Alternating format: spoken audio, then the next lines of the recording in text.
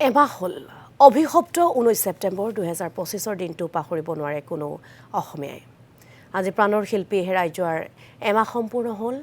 এই উপলক্ষে বিৰোধী ঐক্যৰ উদ্যোগত গুৱাহাটীত আয়োজন কৰা হৈছে বৃহৎ ন্যায় সমাৱেশ। দীঘলী পুখুৰীৰ পাৰৰ লক্ষীধৰ বৰা ক্ষেত্ৰত জুবিন গাৰ্গক ন্যায় প্ৰদানৰ দাবীত বিৰোধী ঐক্যই গ্ৰহণ কৰিছে এই কাৰ্যসূচী।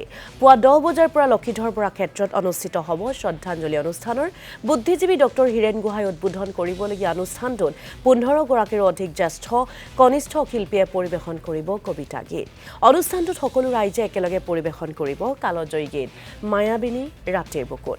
উন্মোচন কৰা হ'ব কাঞ্চনজংঘা জুবিন শীৰ্ষক এখন স্মৃতি গ্ৰন্থ। এই অনুষ্ঠানৰ জৰিয়তে জুবিন গাৰ্গৰ ন্যায়ৰো দাবী তুলিব সকলোৱে।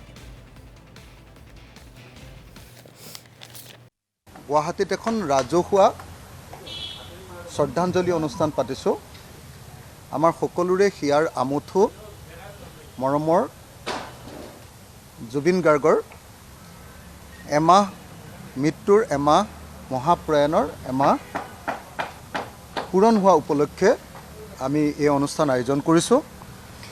এই অনুষ্ঠানটোত ৰাতিপুৱা আমাৰ 10 বজাৰ পৰা আৰম্ভ হ'ব আৰু 10 বজাৰ পৰা আমি 3-4 বজালৈকে এই অনুষ্ঠানটো মুকলি কৰি ৰাখিম। ডক্টৰ হীৰেন গোহাঁই ছাৰে প্ৰথম শ্ৰদ্ধাঞ্জলিৰ কাম আৰম্ভ কৰিব। তাৰপাছত আমি যথেষ্ট সংখ্যক বুদ্ধিজীৱী লেখকক এই শ্ৰদ্ধাঞ্জলি অনুষ্ঠানলৈ নিমন্ত্ৰণ কৰিছোঁ। বহুত গায়ককো আমি ইয়ালৈ নিমন্ত্ৰণ কৰিছোঁ। যিসকল গায়কে এতিয়ালৈকে আমাক আহিবলৈ কনফাৰ্মেশ্যন দিছে। কেৱল শ্ৰদ্ধাঞ্জলি অনুষ্ঠান নহয়, এইটো জুবিনদাৰ ন্যায় বিচৰাৰো এটা অনুষ্ঠান,